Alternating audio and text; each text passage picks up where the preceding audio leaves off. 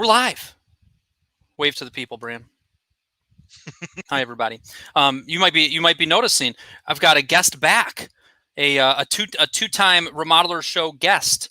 Bram was the first one that we tried a new format where I had a remodeler that I've never really worked with before, and he had a couple topics to talk about, and we did a little bit of a mini coaching call on the Remodeler Show. And by golly, it was fun. It was valuable to you, and based on the feedback I got from the viewers, it was also valuable to them. So since then, we've done a decent number of them. And when I threw out, now listen, when I put on the remodelers community people and I say, I'd love to have a guest or two, don't be shy. Don't be shy. And Bram said, hey, if there's an opportunity for me to come back just to do some follow-up questions, to also update you on what I've been doing, let me know. And here we are on the Friday show. Perfect. So way to ask me those things. Now,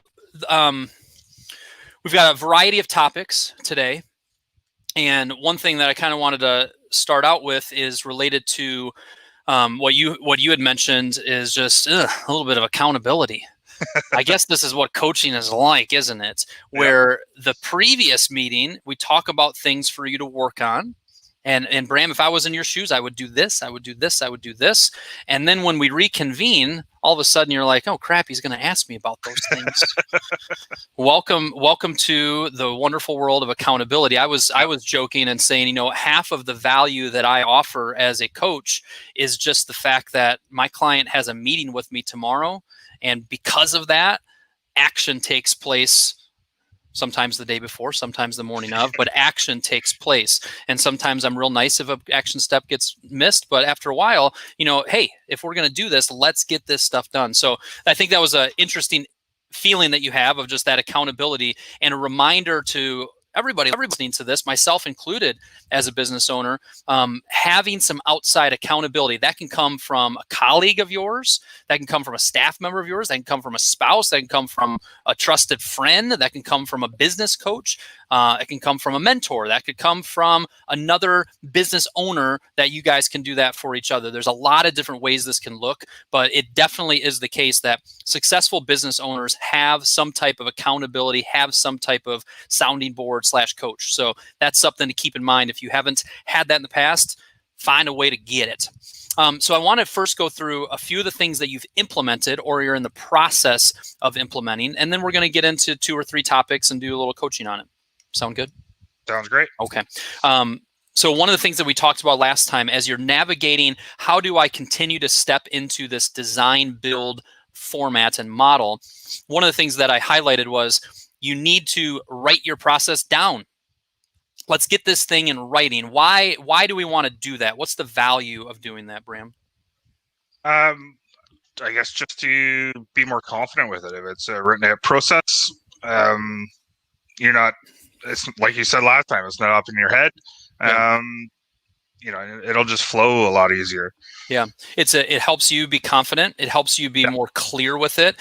It helps the homeowner actually see it step by step, and it allows them to have clarity. If they're confused on how this works, they're not going to buy nearly as often as if, they're really clear. Oh, that's the next step. This does not need to be a super detailed 10-page document. This is, step 1 in our process is this, step 2, step 3, step 4. And it is, again, a document primarily made for the homeowner to be able to see. This is how we work, our process. I see on here that you said you got your first draft done. Thank you. Yes. But then we had a little bit of issues trying to get connected with the vault. The Remodeler's Vault. If you go to remodelersvault.com, you can get access to see a bunch of templates and tools. We got you squared away on that, and then you went in there and you looked at other examples, and you're like, oh, I like that better. Yeah, exactly. Okay. Yeah. So what I don't mind is I'm actually glad that you created it without kind of seeing other examples. There's a lot of templates that I'm like, hey, here's the initial email you send out to a new prospect. Do this, tweak it, make it your own. There's a lot of templates that work like that. One that I usually like to hold back templates on is the R process. I like it that you actually had to put it in your own words and really think about it versus, oh, this is how somebody else does it. Let me squash how somebody else does it into how we do it. So I don't mind that you did it that way. And there's your action step, is to take that first draft you did and drive it to the second draft and into a format that you're going to be able to put in front of some homeowners, right? Yeah. Okay. Just a little bit of a question on that. Yes. Sort of the format of it. Like, should it be really bulleted or like an essay, kind of like very elaborately written in a lot of words, I guess, is kind of a thing. Like, yeah. In the words of Pamela Rooney, business writing class my freshman year at Western Michigan University, she would take it and she'd cross things out in red and say, "Who cares? Why are you saying this again? Who cares?" And it's been ingrained in my head of going, less is more, less is more, less is more. I see more often the essay writing and the details. Yes, there's some people that might read that, but we want to convey this information clearly. And when we do that in shorter format and in more bullet point version, that's good. Also keep in mind, there's formats of this that's like the Twitter version, very short. Step 1, step 2, step 3, step 4. Then there's a little bit more of the Facebook, a little bit bigger. It's got some descriptions underneath it, and then you got a little bit of a blog post. But yeah, stay away from the details because it just gets really cumbersome. Good question. Cool. What's that thing on your wall in the background? Is that actual like money printed? It is. So up in Canada, we stopped using paper dollar bills. We have the loonie. So that is that's a fun one. That is an uncut sheet of $1 bills. Because that is special now. It for is the Canucks. Yeah. The loonie. I know exactly what you're talking about. All right, cool. So that's the process conversation. A couple other things you did, and then I'm going to ask some specific. We're going to get some specific categories. You calculated your minimum markup. You did some work on your markup. You decided that you're not ready to hire another employee, and you connected with several trade partners. Tell me why you're not moving forward with hiring right now. Just really not comfortable with it, I guess. Okay. I really don't want to hire someone and then have to let them go. People have kids and families they got to feed. Not ready to have that responsibility for them at the moment. So, okay. So that thought of, I don't necessarily maybe have the savings that I want for it to feel strong. And also just my backlog of work, I would want that to be stronger. It's going to happen, but right now is not the right time. Yeah. Okay. And then you said, you know what, but I do still need to produce a good amount of work and I can't have it all flowing through me if I'm going to be able to continue to grow the business. So your second option here is you're just really digging in and finding some additional trade partners. Correct. Okay. Something for everybody to hear that's watching. Continue to deepen the bench of your trade partners. If you have all of your eggs in one basket with an electrician, it wouldn't be a bad idea to have 80% of your bags with that trusted electrician and 20% with somebody else. Continuing to deepen your bench of trade partners, and also continuing to figure out ways, how can we always kind of be recruiting? What does that look like? And should I have some job postings up? And what is my process for interviewing and hiring? That's something that I think everybody needs to be reminded of. Let's talk about markup. You said you'd love to dive deeper into how we calculate that. What are some questions and topics related to that? Well, I guess because kind of where we are with the business, where we're kind of about $250,000 gross sales. Going by Michael Stone's kind of suggestion, like a single person company should be able to sell and produce 500 at a minimum. So a lot of the numbers that I'm using and trying to calculate they're arbitrary. They're just like, okay, yeah, I should be able to sell 500, but I haven't been able to yet because I can't produce it by myself. So I'm kind of I don't know where I'm going with it. Okay, got it. So you did calculate what your markup should be. And you went and kind of followed Michael's formula of saying, okay, if I'm going to do $500,000 of revenue, you start thinking through that, and that's where the trade partners are coming in. Yeah, I'm going to have to do that. You get your top line goal of 500,000. Maybe you need to adjust that down to something that's maybe a little bit more reasonable for the next projected year. Maybe you change that to 400,000 to give yourself a little more clear view of how to get there. That'd be something to consider. So if you had, $400,000, you got your top line goal. You look closely at what your overhead is, your insurance and your advertising and your legal and accounting, and a lot of times if not all of your paycheck's going to also be in there. And then we have a goal of what our net profit is going to be using Michael Stone's calculation on like page 45 in his book. You calculate that and it spits out your markup. When you did that, it told you what number? 28%. Okay. And that was based off of 500,000 gross revenue. Okay. And you thought through what you're paying yourself, what your overhead is, what your net profit goal is. Correct. But there's also that other variable that when I start using more trade partners, I'm going to be off the tools more, than I'm losing that wage subsidy of the on the tools income. Yes. So then that throws the numbers off again. Yes. So I would run that with a few more ways. I'd run that because it's an easy calculation. Run that a few more ways with the thought of being at 400,000. Run it thinking, you know what, I'm going to put my full salary down here in the expenses versus trying to capture some of it in the job costing. Do a little bit of that, work it a few different ways and see what the numbers come out at. If you had some of your salary showing up in the cost of goods sold and assuming that you're going to pay for it out of that, but we're anticipating less time for you in the field, that's going to, if that was a change, you took some of the dollars that would typically come out of job costing and went into overhead, is that going to lower or increase your markup? If it's going into overhead, then it's increasing the markup. So you're going to increase it, right? You're going to go from 1.28 up to fill in the blank. So you just said, I mean, okay, but if I'm not on the tools, that's going to be costing more money. Okay, put your full cost down there, make some assumptions there, and let's see what that number comes out at. It's going to come out as higher than what you currently have it at. So run this a few different ways. It's quick and easy to do, and that's going to give you a little clearer picture of it.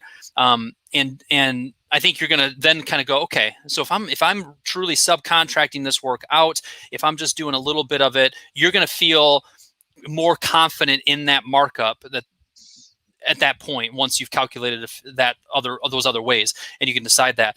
You know, once you have that number, one of the things you wrote down and you said, I just have a lot of head trash about this still. Yeah. Right. Once you get clear and says, okay, I've really thought through this top line number is very realistic. I've adjusted these numbers so that it takes into account that I'm not going to be the one producing it. I've got a higher cost, on these projects. I'm not going to be able to pull as much gross profit out because of that. Once you get that markup number, I think you're going to find yourself more confident, and you're going to kind of get to the point where you're going to say, I've got to sell it at this amount and I've got to produce it at this amount in order for me to continue to hit my goals and for these things to happen. If I don't sell it and produce it at this amount, I'm not going to have enough money to put away towards savings so that I could hire somebody. You've got to just realize, once you feel you're not quite comfortable with what you need to charge yet, so that's one of the actions I want you to take. But once you're comfortable with that, you just need to realize there's great power in saying, I've got to be at this. Not, I think I'm supposed to be, I heard so-and-so say this, I read that thread on Remodelers Community where everybody's doing this and this and this. But the facts and the numbers and my clarity and understanding of them tells me I have to be at this markup. And that, a lot of times, will get rid of some of that head trash, because you go, I have to do it.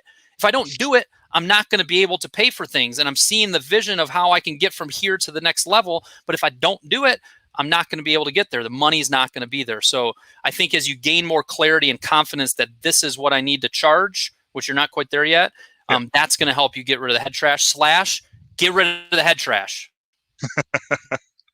Easier said than done. Right? Easier said than done. But that's part of it, is like, be confident. You're providing a great service. You're going to charge what you need to charge to be profitable and to stand behind your work. And we've just got to keep, I'm going through something similar. I got some head trash going on this week where I'm selling these courses, and I've got a deadline of, if you want to sign up for all 4 courses, you need to sign up by Monday at 9:00. So I've got a deadline, and I made a commitment to do an email each day this week. And the head trash going on in my head is, Kyle, you're just selling. What, you just keep asking. And then I go into my email and I look at opt-outs. And 2 emails ago, I had 6 opt-outs. I usually have like 1. And then the next day, it was like 5 opt-outs. Kyle, you sure about this? And who did I call? My coach, Andy Thompson, who's saying, Kyle, you provide value day in and day out. All you do is provide value and help and podcasts and the Remodeler Show and help. It is time for you to actually sell. Be confident in it. Offer this to them. If they want it, cool. If they don't, cool. Next week, when you're done pushing these courses, you'll get back to what you normally do. But be confident in it. Stop having so much head trash, is basically what he's telling me. And that's what I needed to hear. It was like, just stop it. You've got a strategy. It's a well thought out strategy. There's a reason you're doing it. There's a reason you are selling, need to sell at that markup. So part of it is that whole just do it. And we got to get over. I got to get over it. You got to get over it. Yep. We all experience that head trash in different ways. Cool. So there's a lot related to markup. Is there a little bit of clarity on next steps there? Yeah, I think so. I was just kind of like, okay, what's the starting numbers that I use? So, because it's an arbitrary number. Like there's nothing. It is a bit. There's no real history there yet to actually calculate. Yeah. Off. So going from 250 up to 500 might be a little ambitious. So that would probably be my biggest thing. Let's create that at 350, create that at 400, create that at 450, because you're just juggling some numbers. How does your markup change there? And that's going to give you some clarity. Cool. Couple specific questions you had related to design build. So you're newish to the design build. You've sold some design retainers over the last 3-4 months. Kudos for that. That's a huge deal. Be proud of that. But you have just a couple questions related to it. One was, when you have a previous client come to you for a new project, how do we handle that? What's your specific question on that or concern with that? Well, exactly. Before it was like, hey, we want to do this project. Come give us a quote. Now we're, that's what they're used to. That's what most people are used to. Yes. Now we're throwing this whole new system at them. And they're just not quite grasping it. Obviously, I'm new. I'm not necessarily selling it very well at this point. As well as you're going to in 3 months. As well as I'm going to, yeah. So it's just kind of a struggle. Like how do we take the existing clients and onboard them to the new system? Yeah. Let me pause for a second. We've got people watching, but nobody has even thrown us a like. Nobody has even commented to say, happy Friday, gentlemen, or anything, because they're all just mesmerized. And we just lost a viewer because I'm calling them out. They're like, stop it. Can you see that I'm watching? But if you guys can throw out a little like or comment, we'd appreciate it. Let us know you're there. So you have two options. One, you can easily say, well, they're a previous client, and we just got a like. Who was that? Grant Stelling. Thank you, Grant. You're a gentleman. You're a gentleman. Very obedient too. Michaela has trained him well. I kid. Oh, and even happy Friday. Thank you, Grant. Sorry about the Michaela comment, but all good humor has a little truth to it, right? Anyways, stop, Kyle. You have the option of, having just saying, well, it's a previous client, so I should just not use my new and well thought out process, and I should just assume that because they're a new client, they're going to be with us, and they're going to go with me, and they're not talking to anybody else, and blah. Or yes, they're a new client, but I've got a new process. So where I'm empathetic to their previous client. You've got a high closing percentage with this, and yes, kick it old school. You'll probably be fine. I can understand a little bit of that, but I see where we err towards that more times than we should. I would encourage you, as previous clients come to you, to say, awesome, thanks so much. I'm super excited to look at that bathroom. I wanted to tell you, I've been working on my business. I've been working on our processes and systems, and I've changed the way that I go about design and project development. And I wanted to tell you about that. And maybe instead of charging, how are you charging right now for it? Depending on what it is. For the design retainer? Between $500 and $1,000 usually, depending on the scope. Yeah. So maybe you say, normally, as I've been doing this over the last many months, when we get to the part where we get into the design and project development, I typically charge $1,000 for that. For you guys, I'll do it at $300, like a big discount, your previous client. But I've committed to taking all of my clients and all of the people we're working with through this new process. And the reason for that is because I'm confident that this allows us to really get the project designed and planned and all of the selections made up front versus, letting these details linger. And it's a new process that I'm committed to and that I want you guys to walk through with me. I would very much encourage you to follow your process. Every time I see one of my clients get a good process in place, it's working for them. By the way, it's working for you. And when they make an exception, when they say, well, let's not follow our process, it's John. We love John. John's our great client. There's always issues that pop up with that. So I would just really encourage you to stick to the guns of the new process and teach them on it and explain it on them. You know what you might hear? Wow, that's great. That's awesome that you're working on improvements. And even the way that I explained it, there's value to them in it. And also, we respect that you're a previous client. We're not going to charge you what we typically charge somebody, but we're still going to charge. I love the idea of one of your clients who hasn't paid you anything for a design retainer paying you $200 for one, because if they pay you $200, it's the same as somebody else paying you $500. You've convinced them that this is a smart process and there's value to it. So that's my 3 cents on that. Okay, great. So just do it. Just do it, Bram. Well, I got the Nike jersey. There we go. I guess another bit on that is couple projects that we're working on. We've given them that kind of ballpark price, but they've got really strict budgets, and they almost want like an assurance that it's not going to go over a certain amount. So I'm kind of struggling with selling them on that. Like, this is about what I think it's going to be, but I don't know until it's designed. Yeah. First of all, I don't want you to panic, but Krista is watching this. Okay. She just liked it. She followed directions. Anthony's there, and we got to catch up on these. My head is always full of head trash. If you go to streamyard.com/Facebook, you can give approval to show your picture and stuff on there, if whoever that is. Great idea on how to handle past clients. In some ways, it may be easier to onboard an existing client to your new system. They already know you and value you. Great opportunity to practice. I totally agree with that. So there's that. Now to the thing you just mentioned of they really want some, before I hand you any dollars, like, can you confirm for me that it's not going to go any higher than this? Now we're getting into real territory. No, I can't guarantee you.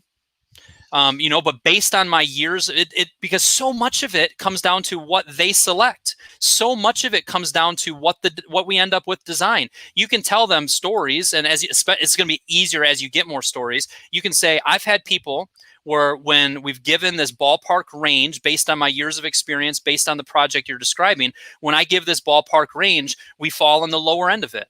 There's other times where we fall in the middle of it. There's other times where we're at the higher end of it. The difference between each of those is sometimes sometimes, occasionally an unforeseen thing, but our budget ranges are usually pretty solid. Most of it comes down to decisions on what they are or aren't going to do, or the finishes. You can sway this project several $1,000s depending on what type of countertop you're going to choose. Do you really want those slow close doors? Do you really want full plywood around those cabinets? Do you want to go with that, higher end faucet? So you educate them on that, but you say, no, you can't guarantee it, because you can't, because there's so many of these decisions. But I think by sharing it in that way, you continue to educate them on, this is why I can't guarantee it, is because some of my clients do have a little stipulation that says, we've thought through what this budget range is. And if we are well past it, not because you added a bunch of things or not because there's drastic change from what we described, but we cannot meet that budget range for the project that we described right here, we will give you your design deposit back. That would, I think, sounds perfect. I think that and that might be something that you do as you're getting your feet wet and you're getting going with it. One thing I just would totally encourage you to do is, when you want to write down on that budget $30,000 to $40,000, but you end up writing 25 to 35 because it's going to allow them to swallow the news a little easier. That's a moment of truth that we've got to be realistic. We've got to be the expert. We've got to say, I would love to put this $20,000 to $30,000, but this is a 30 to 40. This is a 40 to 50. This is a 50 to 65. That number that we put down is just so important, because if we undercut it, this process, the whole process can just get really clunky and right, and disappointing. And then the other stories that you can start to say is, I've given a budget range. I'll give you an example, and stories that just tell them an example. I have a project that I did this budget range between $30,000 and $40,000. Can you guess what the final project ended up being? Like, as you develop stories, you'll have these, and you're going to have one that 30 to 40 turned into 62. And they'll go, well, that's what we're afraid of. And you'll say, well, here's what happens. They decided, if they would have stuck to the project they were doing, we're here, but they ended up wanting to do some really high-end finishes. They wanted to add the flooring. They decided to trim this out. They decided to redo the doors and redo windows. So that's the process. They need to understand. Yes, you cannot guarantee it because so much of the decision making is outside your control. Yet that idea that resonated with you of if, and I don't see a lot of clients do it, but I've had several who really swear by it, that if we've given you a clear budget range, and the project scope has stayed in there and we just totally botched it, we messed up on our end, you're not going to pay me for that. That can give you some confidence, right? Yeah, okay, for sure. So that's a good one. Cool. And talk about phone numbers. You talked about, I've been giving my clients, my cell phone number, personal number for 20 years. You're thinking about some other options there. What are you kind of thinking of? Well, I guess kind of like going back to like that initial sales process where Chris is kind of doing the initial intake. Right now, I mean, the number that we have has been my number for 20 years.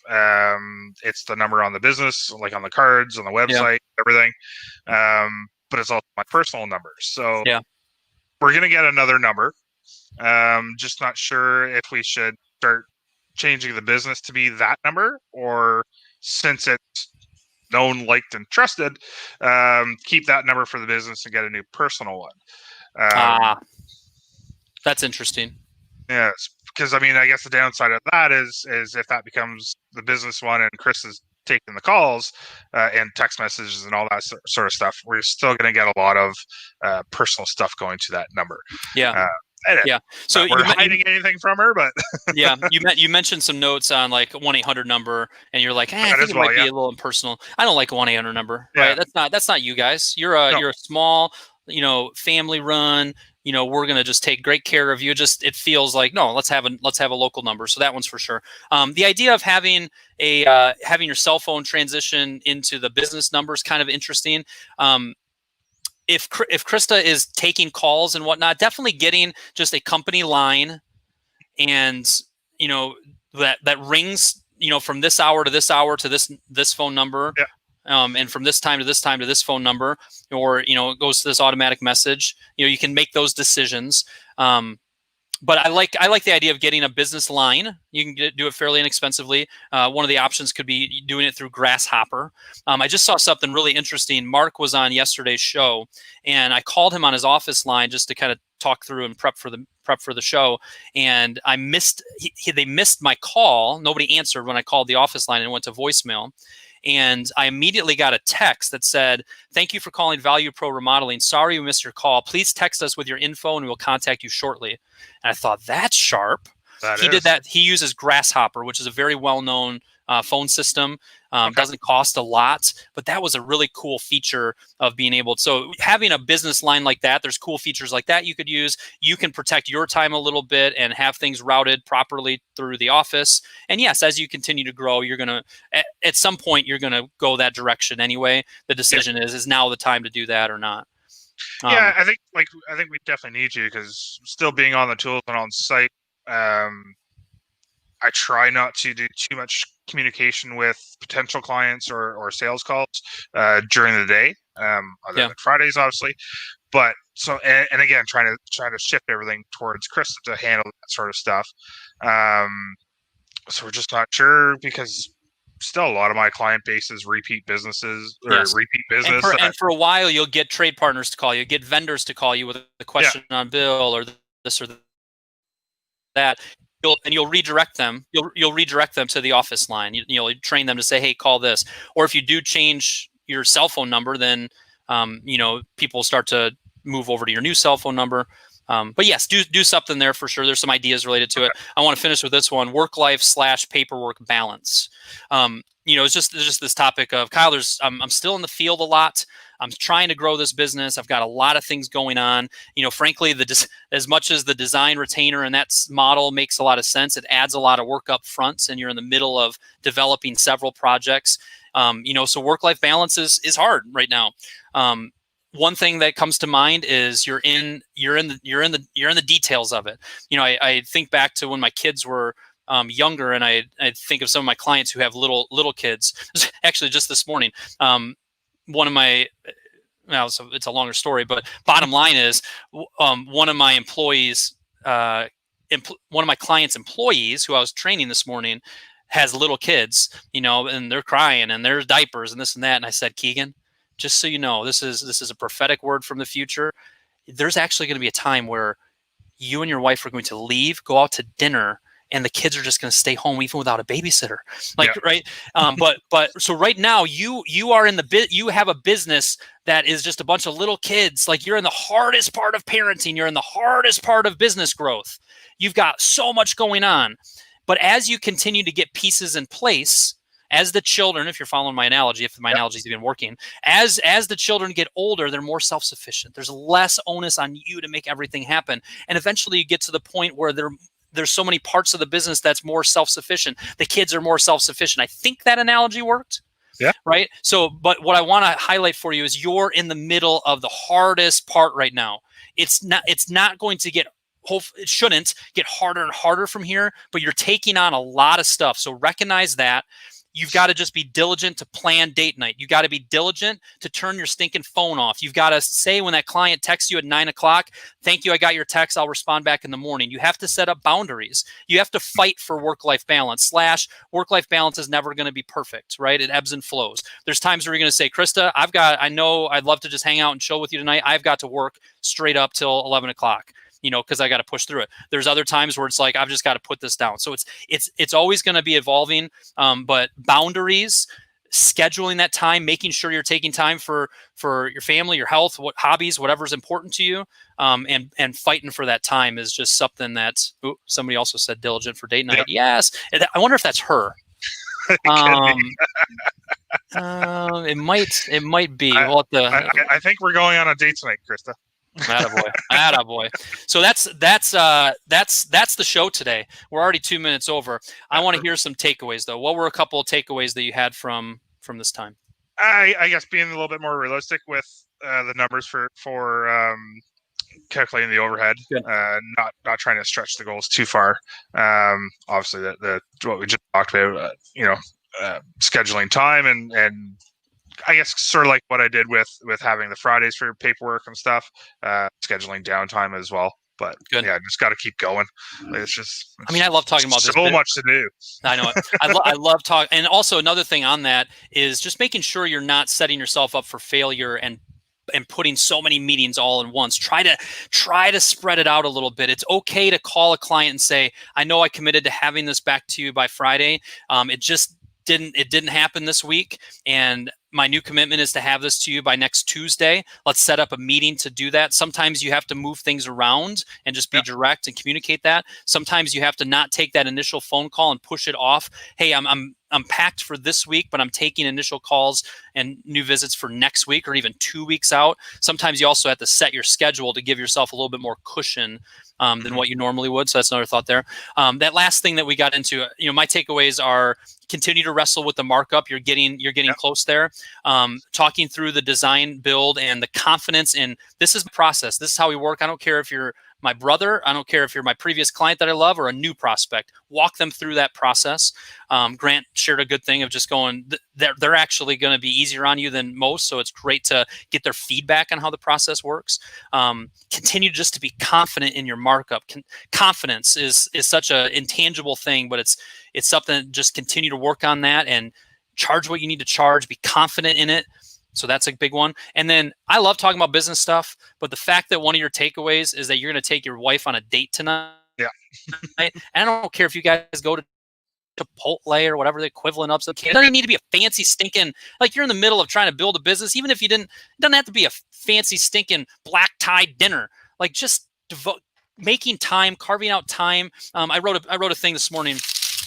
All right, we're done with this. We'll wrap up in a second. I wrote a thing this morning because I've been promoting the courses all week, and I'm like, it just doesn't feel right on 9/11 to like, hey, sign up for my courses as we like remember just like this tragedy from 19 years ago. And I wrote one on my personal Facebook page that had a little bit more of a faith and devotional aspect to it. And then I repurposed some of it just in an email that I posted on Remodelers Community and also that I emailed out. And the first one of just like, what's one thing I'm reminded of when I think of 9/11 is that life is precious. Life is precious. We are working hard to build business, to employ people, to make a good living. Who gives a rip about it if it comes at the expense of our family, of our marriages, of our friends and family, of our health. Like, we've got to keep first things first. So the fact that that's one of your the fact that you even asked it is a good sign. I've got to keep working on this work-life balance. I'm feeling out of balance, and don't beat ourselves up when we feel that way, but be diligent with righting the ship. And I don't have time to take my wife on a date, but I'm doing it because I know it's way more important than getting this estimate done. That type of thing will, over time, prove to be very beneficial. So that's all I got to say about that, my friend. Fantastic. Thank you. Cool. All right, man. It's been a pleasure. Maybe we'll do this again in a month or two. Keep it up. Awesome. Keep it up. All right. Catch you later. Great. Thank you.